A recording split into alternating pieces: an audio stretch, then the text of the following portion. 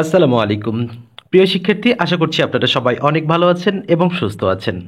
যেখান থেকে যুক্ত হয়েছেন আমাদের আজকের এই ক্লাসে সবাইকে স্বাগত জানাচ্ছি আমাদের সমাজসেবা অধিদপ্তরের ইউনিয়ন সমাজকর্মীর আরও একটি গুরুত্বপূর্ণ ক্লাসে। মূলত এখানে আমরা চাকরি প্রস্তুতির প্রতিটি ধাপে আপনাদের সঙ্গী হিসেবে থাকি। আমরা বিশ্বাস করি যে প্রতিটি স্বপ্ন পূরণের শক্তি লুকিয়ে আছে আপনার ভেতরে, আর আপনার সেই শক্তিকে কিভাবে কাজে লাগাবেন সেটার জন্য সঠিক গাইডলাইন, স্ট্র্যাটেজি এবং আত্মবিশ্বাসের সঙ্গে চাকরি প্রস্তুতির শীর্ষে আপনাদের পৌঁছে দেওয়াটাই হলো আমাদের মূল লক্ষ্য। মনে রাখবেন, আজকের পরিশ্রম আগামী দিনের সাফল্যের ভিত্তি। তাই চলুন আমরা শুরু করি আমাদের আজকের গুরুত্বপূর্ণ ভিডিওটি। বরাবরের মতো আপনাদের সঙ্গে আছি আমি, সানামুল হক।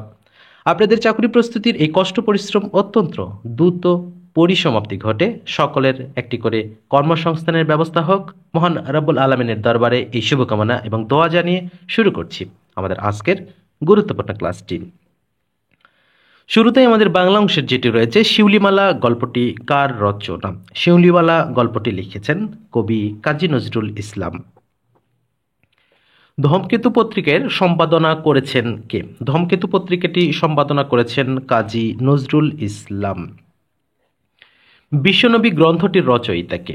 বিশ্বনবী এটি একটি গ্রন্থ, এটি রচনা করেছেন গোলাম মোস্তফা। যাকে উদ্দেশ্য করে ক্রিয়া সম্পাদিত হয় তাকে কি বলে? যাকে উদ্দেশ্য করে ক্রিয়া সম্পাদিত হবে সেটাই কর্ম।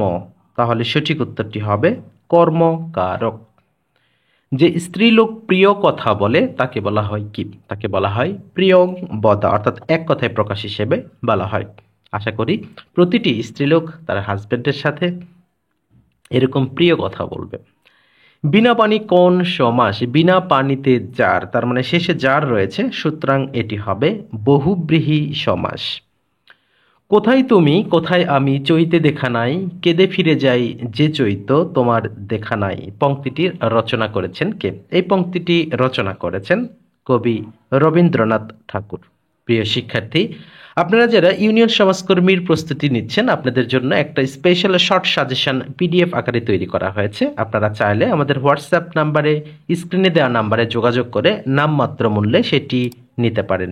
এমসিকিউ এবং এক কথায় উত্তর আকারে আমাদের প্রশ্নগুলো সুন্দরভাবে সাজানো রয়েছে এবং গণিত ব্যাখ্যা সহ টেকনিক দেওয়া রয়েছে।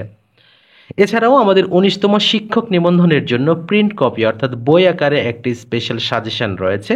যে স্পেশাল সাজেশনটি প্রথম অংশে মডেল টেস্ট এবং দ্বিতীয় অংশে গণিত ব্যাখ্যা সহ সমাধান এবং সুপার টেকনিক যুক্ত করা রয়েছে।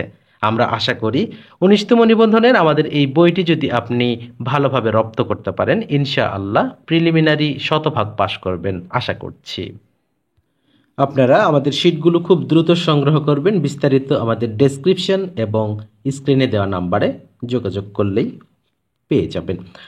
পরবর্তী প্রশ্ন আমাদের রয়েছে, কুন্দ নন্দিনী এবং নগেন্দ্রনাথ কোন বিখ্যাত উপন্যাসের দুইটি চরিত্র? এটি বিষবৃক্ষ উপন্যাসের চরিত্র। সঞ্চয়ন এই প্রবন্ধ সংকলনের রচয়িতা কে? সঞ্চয়ন প্রবন্ধ সংকলন করেছেন কাজী মোতাহার হোসেন। বাংলা গদ্য রীতিকে পাঠ্যপুস্তকের বাইরে সর্বপ্রথম কে ব্যবহার করেন? সর্বপ্রথম যিনি ব্যবহার করেছিলেন তিনি রাজা রামমোহন রায়। তাহলে সঠিক উত্তরটি হবে রাজা রামমোহন রায়। ঢাকা বিশ্ববিদ্যালয়ের মসজিদ প্রাঙ্গণে যে কবি চিরনিদ্রায় শায়িত রয়েছে তিনি কে? তিনি হলেন আমাদের জাতীয় কবি, কবি কাজী নজরুল ইসলাম। আরাকান রাজসভার সাহিত্যিক ছিলেন কে? আরাকান রাজসভার সাহিত্যিক হিসেবে খ্যাত ছিলেন আলাউল, যাকে মহাকবি আলাউল বলা হয়ে থাকে।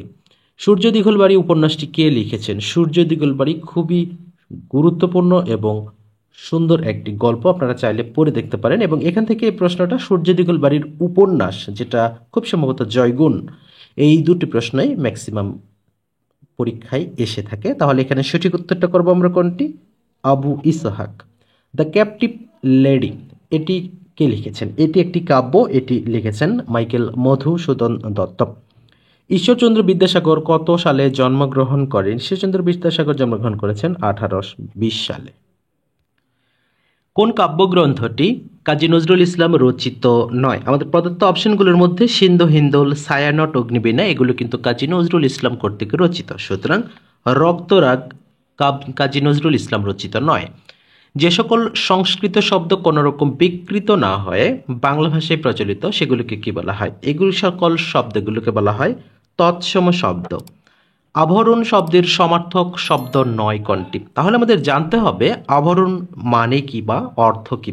আভরণ বলতে মূলত গহনা অলংকার বা ভূষণ বলা হয়। তার মানে এখানে সঠিক নয় হচ্ছে এখানে আচ্ছাদন। তাহলে এখানে আভরণ, এখানে আচ্ছাদন মূলত আবরণ কথাটার সমার্থক শব্দ। শুদ্ধ বানান কোনটি? আশার এখানে শুদ্ধ বানান রয়েছে। এই প্রশ্নের উত্তরটি আপনাদের জন্য একটা HW থাকবে। অবশ্যই আপনারা কে কোথায় থেকে যুক্ত হয়েছেন আমাদের সাথে অবশ্যই জানিয়ে দিবেন এবং আমাদের এই প্রশ্নটি উত্তরটাও জানিয়ে দেবেন। আমাদের গতকালের ক্লাসে যে সকল শিক্ষার্থী কমেন্ট করেছিলেন তার মধ্যে উল্লেখযোগ্য কিছু কমেন্ট রয়েছেন। রোকাইয়া সুলতানা লিখেছেন, কয়েকটা দিন বিয়ের ব্যস্ততায় ক্লাস করতে পারিনি, আশা করি আজ থেকে প্রতিদিন ক্লাস করতে পারবো। আমরাও আশা করছি আপনারা নিয়মিত ক্লাস করবেন। এরপরে যিনি কমেন্ট করেছিলেন যে ইরানি হাসান বাগেরহাট থেকে লিখেছেন, সুনামগঞ্জ থেকে লিখেছেন, আমি নামটা ঠিক বলতে পারলাম না। জসিমউদ্দিন বলেছেন পরীক্ষাটা কবে হবে বললে ভালো হতো। মূলত পরীক্ষা যদি কর্তৃপক্ষ কোনো ধরনের নোটিশ না দেয় সেক্ষেত্রে অযথা আমরা কোনো মিথ্যা তথ্য আপনাদের দিতে পারি না। নরসিংদী থেকে মাহাদি লিখেছেন, মাহাদি যশোর থেকে দেখছিলেন,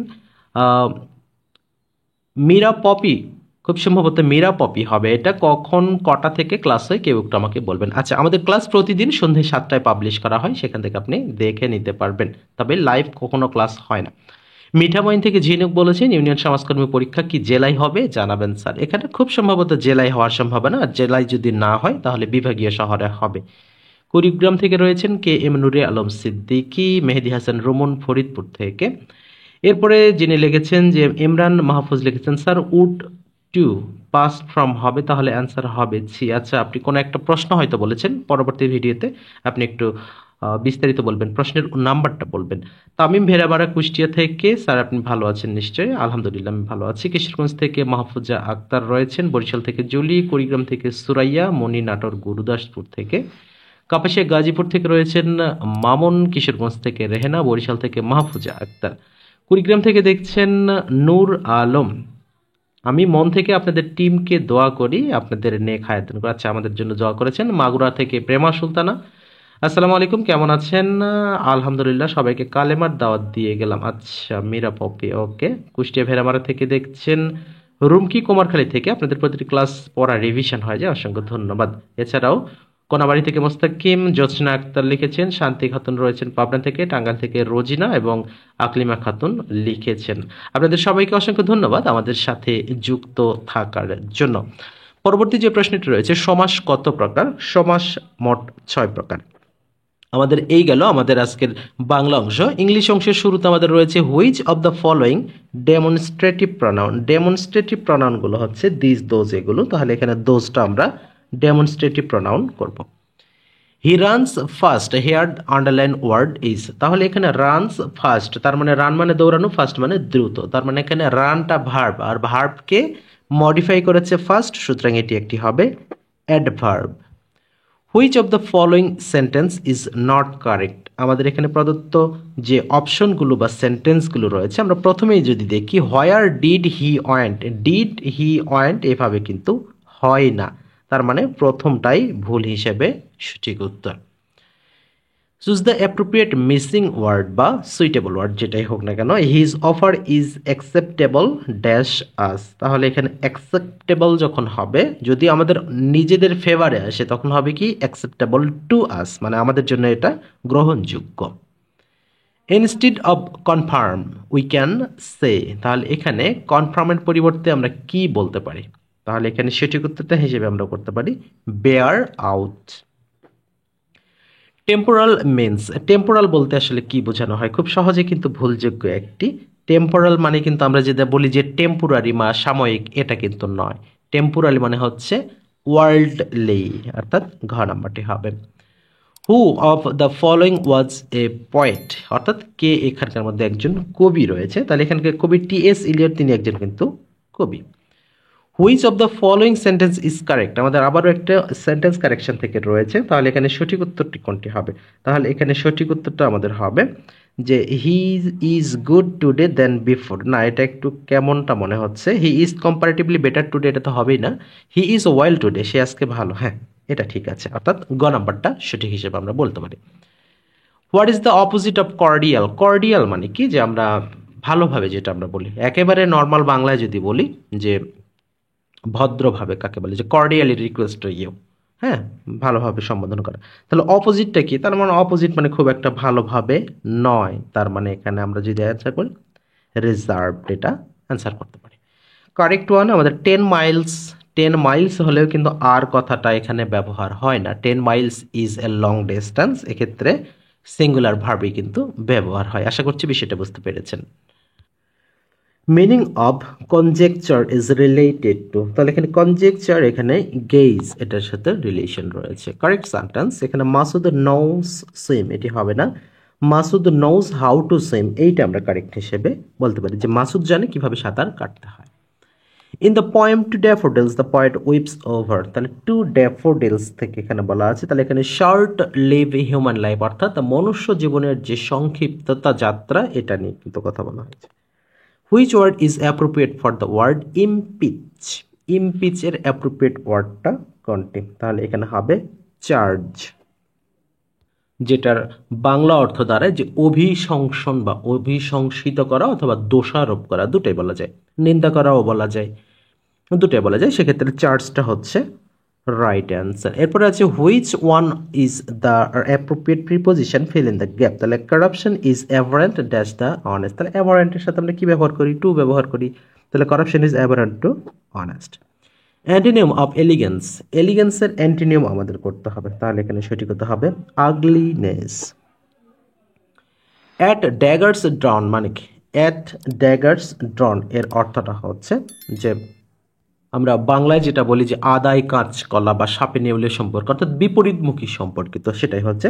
তাহলে on the point of fighting. Okay, some books are not be tested, others to be swallowed and some few to be chewed and digest, এটা কে বলেছে?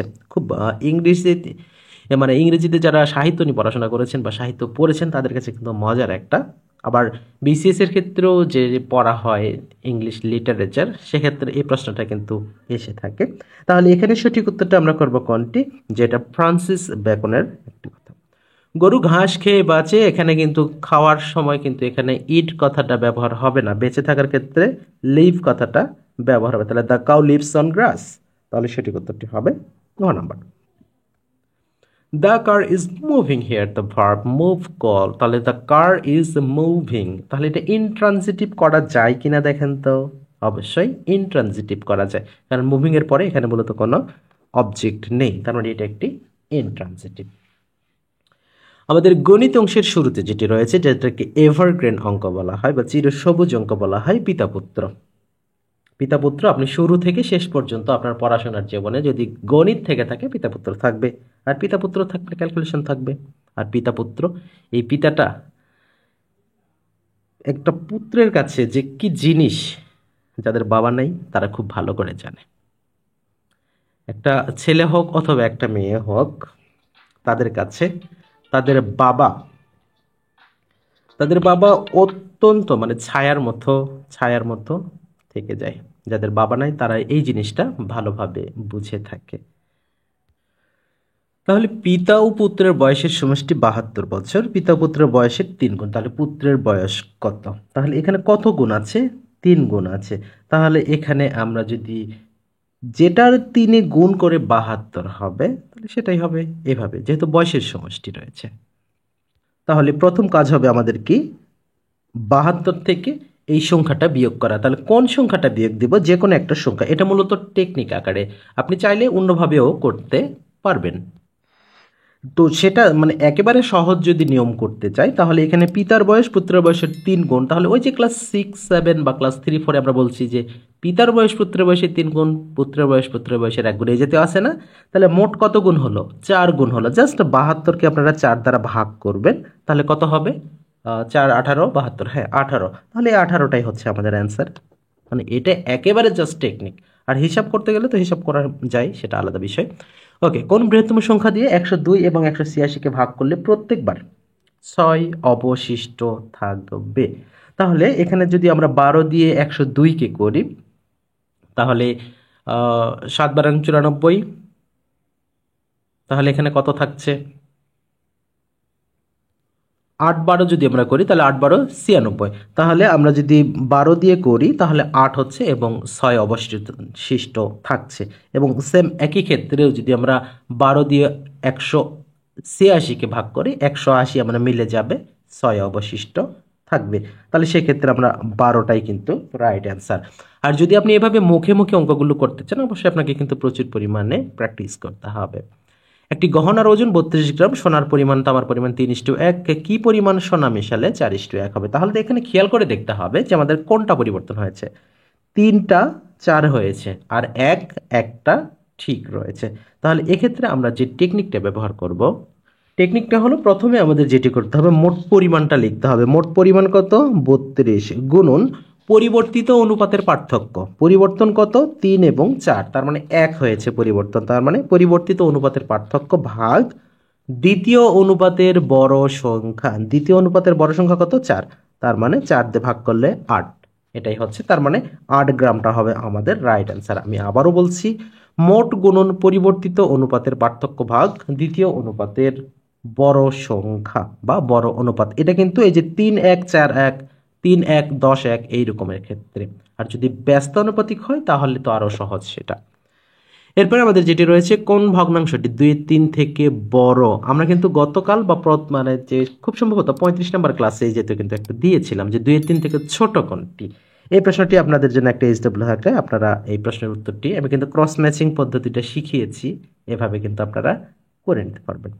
এরপরে আমাদের বীজগণিত থেকে যেটা রয়েছে, A B B C C এ রয়েছে। তাহলে এখানে এ বি সি, এখানে যাই করেন না কেন উপরে সবগুলো কিন্তু 0 হয়ে যায়, আর 0কে এবিসি দ্বারা ভাগ করলে 0 হবে, অ্যান্সারটা কিন্তু 0ই থেকে যাবে।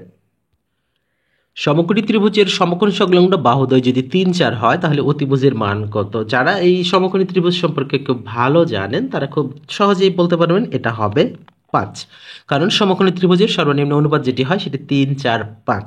আর যদি আমরা ক্যালকুলেশন করতে চাই তাহলে আমাদের এখানে 3 3 কে 9, 4 4 16, আর 16 আর 9 যোগ করলে হবে 25, 25কে রুট ওভার করলে হবে 5। এটা কিন্তু মৌখিকভাবে আপনারা করতে পারছেন। এরপরে আমাদের যেটি রয়েছে, ত্রিভুজের ক্ষেত্রফল হাফ গুণ ভূমি গুণ উচ্চতা বা ভূমি গুণ উচ্চতা ভাগ 2, দুটি একই ধরনের কথা, অর্থাৎ ক নাম্বারটা হবে সঠিক উত্তর। একটি আয়তাকার মসজিদের 15 মিটার দীর্ঘ এবং 11 মিটার প্রস্থ, মেঝে 2.2 মিটার লম্বা এবং 1.2 মিটার চওড়া কতটি মাদুর দ্বারা ঢাকা যাবে? তাহলে প্রথম কথা হচ্ছে আমাদের 15 এবং 11 গুণ করলে কত হবে, অর্থাৎ ক্ষেত্রফল আমাদের বের করতে হবে। তাহলে ক্ষেত্রফল আমাদের 15 গুণন যদি 11 করি তাহলে সেক্ষেত্রে আমাদের কত হবে? 15 10 150, 15কে 15, তার মানে 165। তাহলে 165কে আবার এই যে আমাদের এইটা দিয়ে আবার ভাগ করতে হবে।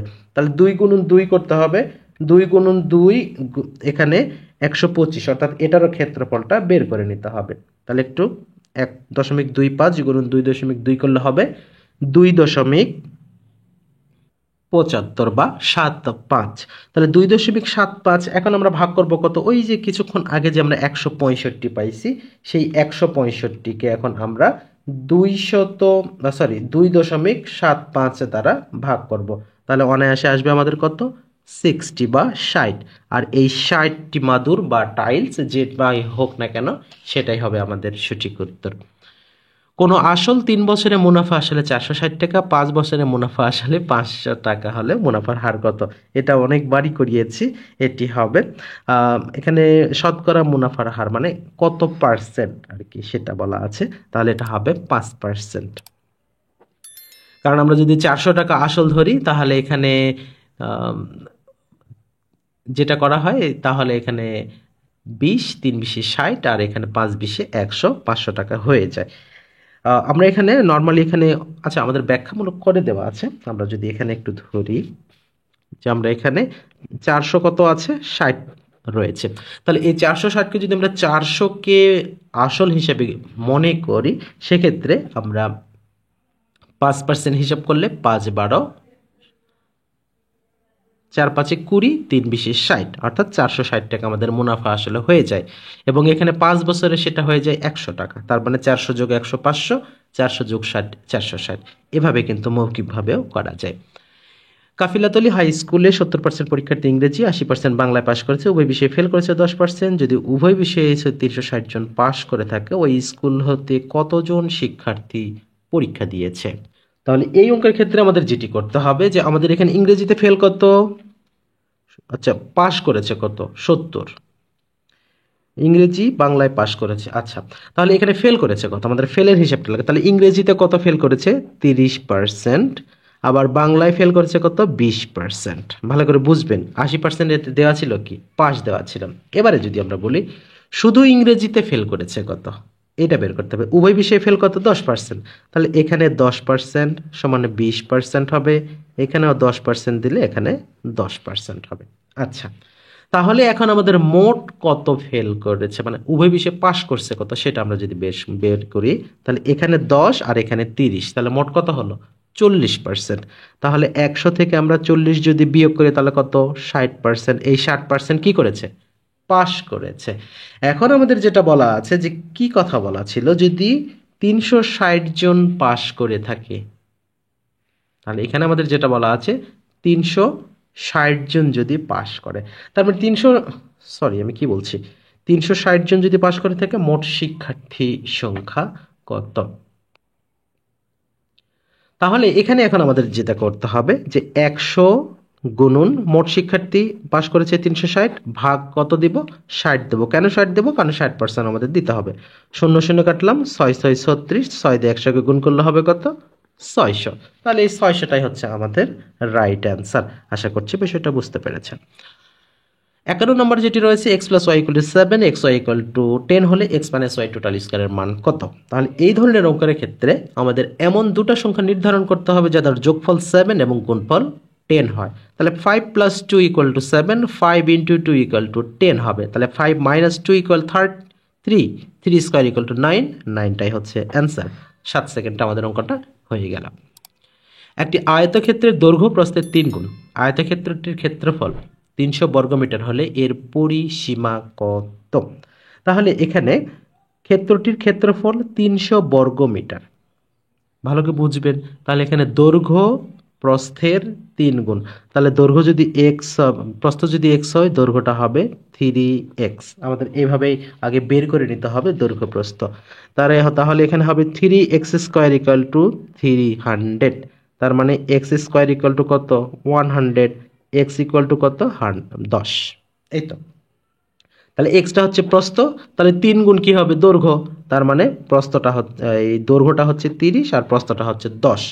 এখন ওদের পরিসীমা করতে গেলে কি হয়, 2 × দৈর্ঘ্য যোগ প্রস্থ, তাহলে 30 আর 10 যোগ করলে কত হয়, 40 হয়। 40 × 2 = 80, আর এই 80টাই হচ্ছে আমাদের রাইট অ্যান্সার, অর্থাৎ 80 মিটার। আশা করছি বিষয়টা বুঝতে পেরেছেন। √3 × √5, তার উপরে পাওয়ার রয়েছে 4। তাহলে আমরা এখানে যেটি করব, √3 × √5 তার উপরে 4। আচ্ছা তাহলে এখানে √3-র উপরে যদি আমরা 4 দেই, √5 এর উপরেও 4 দেই, দেওয়া যায় কিনা, নিশ্চয়ই দেওয়া যায়। তাহলে এখানে √3² × √3² এভাবে লিখতে পারি, হ্যাঁ লিখতে পারি। তাহলে এখানে যদি লিখি তাহলে আমরা স্কয়ার রুট কেটে গেলে কি থাকবে, 2টা 3 থাকবে, মানে 3 × 3। তাহলে সেম 5-এর ক্ষেত্রেও হবে, আমরা এখানে তাহলে 5 × 5 করতে পারি, তাহলে গুণন 25। তাহলে 3 × 3 = 9, 9 দিয়ে আমরা যদি 25-কে গুণ করি তাহলে যেটা হবে সেটাই হবে রাইট অ্যান্সার, অর্থাৎ 225। তার মানে এটার মানটা হচ্ছে আমাদের 225। 100 থেকে 110 এর মধ্যে কতটি মৌলিক সংখ্যা রয়েছে? 100 থেকে 110-এর মধ্যে মৌলিক সংখ্যাটা রয়েছে মোট 4টি। 1 মিটার সমান কত ইঞ্চি? 39, 37 বা 37, 39, এটা কিন্তু অনেক সময় কম বেশি হয়ে যায়। 39.37 ইঞ্চিটা হচ্ছে রাইট অ্যান্সার। x² - x - 2 এর একটি উৎপাদক কত হবে? আপাত দৃষ্টিতে যদি আমরা দেখি তাহলে x + 1 একটা কিন্তু হবে।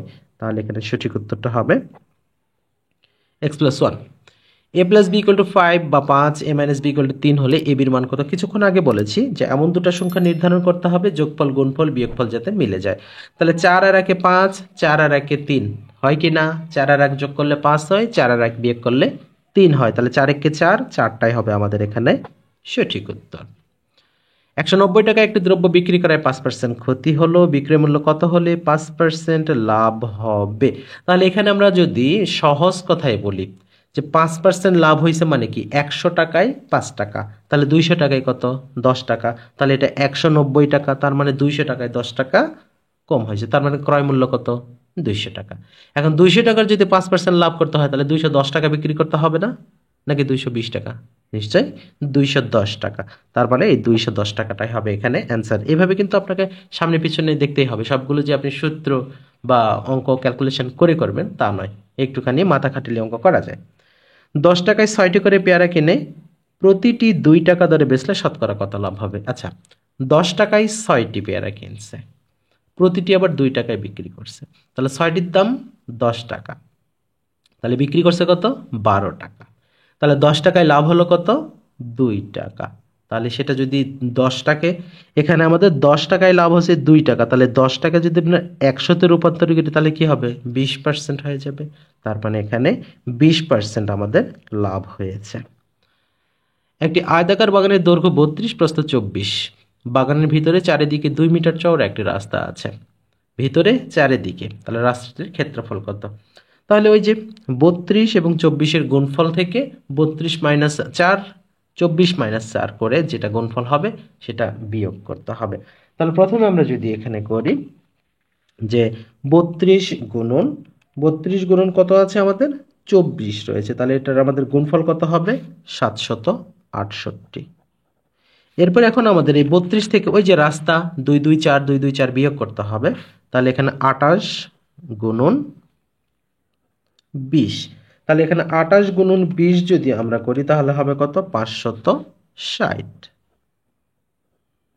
তাহলে এখানে হবে 8, এখানে 0, এখানে 2, তার মানে 208। এই 208 বর্গমিটারটা কার ক্ষেত্রফল? ওই রাস্তার ক্ষেত্রফল এটি হবে। আমাদের গণিত অংশ শেষ হলো। আমাদের জিকে অংশের শুরুতে যেটি রয়েছে, ঢাকা বিশ্ববিদ্যালয়ের প্রথম ভাইস চ্যান্সেলর কে ছিলেন? ঢাকা বিশ্ববিদ্যালয়ের প্রথম ভাইস চ্যান্সেলর ছিলেন পি.জে. হার্টস। কোন অর্থমন্ত্রী বাংলাদেশের প্রথম বাজেট ঘোষণা করেছিলেন? প্রথম বাজেট ঘোষণা করেছিলেন জনাব তাজউদ্দিন আহমেদ। বাংলাদেশের স্বাধীনতা ঘোষণাপত্র পাঠ করা হয় কোথা থেকে? বাংলাদেশের স্বাধীনতার ঘোষণাপত্র পাঠ করা হয় মুজিবনগর হতে। বাংলাদেশের পতাকা প্রথম উত্তোলন করা হয় কবে? এটি প্রথম উত্তোলন করা হয়েছিল ঢাকা বিশ্ববিদ্যালয়ের কলা ভবনে 2 মার্চ, আর 3 মার্চ জাতীয় সঙ্গীত গাওয়ার সাথে সাথে সেটি উত্তোলন করা হয়েছিল। আন্তর্জাতিক শিক্ষক দিবসে যারা প্রাইমারি পরীক্ষা দেবেন তাদের জন্য কিন্তু খুবই গুরুত্বপূর্ণ একটি প্রশ্ন এটি। এটা 5 অক্টোবর আন্তর্জাতিক শিক্ষক দিবস পালন করা হয়, জাতীয় শিক্ষক দিবস কিন্তু নয়। ঢাকা বিশ্ববিদ্যালয়ে প্রথম ছাত্র ভর্তি করে কত সালে? প্রথম ভর্তি শুরু হয়েছিল 1921 সালে। বাংলাদেশে 12 ভূঁইয়াদের অভ্যুত্থান ঘটে কখন? 12 ভূঁইয়াদের অভ্যুত্থান ঘটেছিল জাহাঙ্গীর এর সময়, অর্থাৎ সম্রাট জাহাঙ্গীরের সময়। স্বল্পোন্নত দেশগুলোর উন্নয়নে কাজ সমন্বয় করে কে? স্বল্পোন্নত দেশগুলোর উন্নয়ন কাজে সমন্বয় করে তিনি হচ্ছে, সেটা হলো ইউএনডিপি। আচ্ছা, এখানে আমাদের 12 ভূঁইয়াদের অভ্যুত্থান যেটা ঘটে সেটা আমরা কিন্তু ভুল করে জাহাঙ্গীর দাগিয়েছি, এখানে সঠিক উত্তর হবে সম্রাট আকবর এর সময়। ওআইসি এর প্রথম শীর্ষ সম্মেলন অনুষ্ঠিত হয় কোন দেশে? এটি অনুষ্ঠিত হয়েছিল মরক্কোতে। মিয়ানমারের বর্তমান রাজধানীর নাম কি? মিয়ানমারের বর্তমান রাজধানীর নাম হচ্ছে নাইপিদো। ইংল্যান্ডের রানী যে প্রাসাদে বসবাস করেন তার নাম হচ্ছে বার্মিংহাম প্যালেস নাকি উইন্ডসর ক্যাসেল? কোনটা? এখানে রানীর কথা কিন্তু বলা রয়েছে, তাহলে সঠিক উত্তর হবে বার্মিংহাম, কেউ বলে বাকিংহাম, দুটি কিন্তু রাইট। যে প্রতিষ্ঠান বিশেষত বৈদেশিক বাণিজ্যের ভারসাম্যহীনতা হ্রাস করতে ঋণ দেয় তারা হচ্ছেন আইএমএফ। ওয়াটারলু যুদ্ধে কে পরাজিত হয়েছিলেন? ওয়াটারলু যুদ্ধে পরাজিত হয়েছিলেন সম্রাট নেপোলিয়ন। জাপান পার্ল হারবার আক্রমণ করেছিল কবে? জাপান পার্ল হারবার আক্রমণ করেছিলেন 1941 সালে। এবং সর্বশেষ আমাদের যেটি রয়েছে, মৌসুমী বায়ু সৃষ্টির মূল কারণ কি? এর মূল কারণ হচ্ছে বায়ু চাপের তারতম্য। তাহলে এখানে সঠিক উত্তরটা করবো আমরা কোনটি? বায়ুচাপের তারতম্য। প্রিয় শিক্ষার্থী, আপনারা যে যেখান থেকে এতক্ষণ আমাদের সাথে ছিলেন সবাইকে অসংখ্য ধন্যবাদ জানিয়ে আমাদের আজকের ক্লাসটি এখানে শেষ করছি। দেখা হচ্ছে আগামীকাল আরও একটি গুরুত্বপূর্ণ মডেল টেস্ট ক্লাসে। সে পর্যন্ত আল্লাহ পাক আপনাদের সবাইকে অনেক ভালো রাখুন, সুস্থ রাখুন এবং নিরাপদে রাখুন, এই শুভকামনা জানিয়ে শেষ করছি আমাদের আজকের ক্লাস। আল্লাহ হাফেজ।